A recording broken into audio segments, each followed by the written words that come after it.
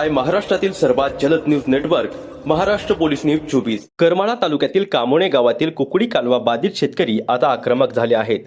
कुकडी कालवा पूर्ण होऊन तब्बल 40 वर्षे उलटली तरीही जमिनीची भरपाई मिळालेली नसल्याचा आरोप शेतकऱ्यांनी केलाय। योग्य मोबदला मिळेपर्यंत कालव्यात पाणी सोडू नये, अन्यथा तीव्र आंदोलन आणि उपोषण छेडण्यात येईल असा इशारा प्रशासनाला देण्यात आलाय।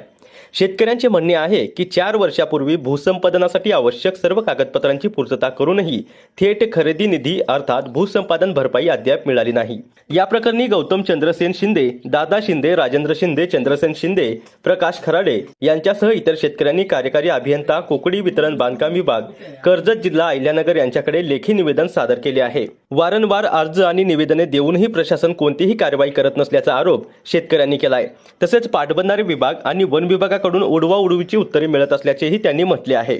याशिवाय काही स्थानिकांकडून शासकीय कालवा फोडणे, वन विभागाच्या हद्दीतून बेकायदेशीर मुरुम उत्खनन करणे आणि विना नंबरच्या शासकीय जेसीबीचा वापर होत असल्याचे गंभीर आरोपही शेतकऱ्यांनी केले। भरपाई न देता कालव्यात पाणी सोडल्यास कुकडी प्रकल्प कार्यालयासमोर तीव्र आंदोलन आणि उपोषण करण्यात येईल असा स्पष्ट इशारा कामोणे गावातील बाधित शेतकऱ्यांनी प्रशासनाला दिलाय। महाराष्ट्र पोलीस न्यूज 24 साठी दौंड प्रतिनिधी नेताजी खराडे।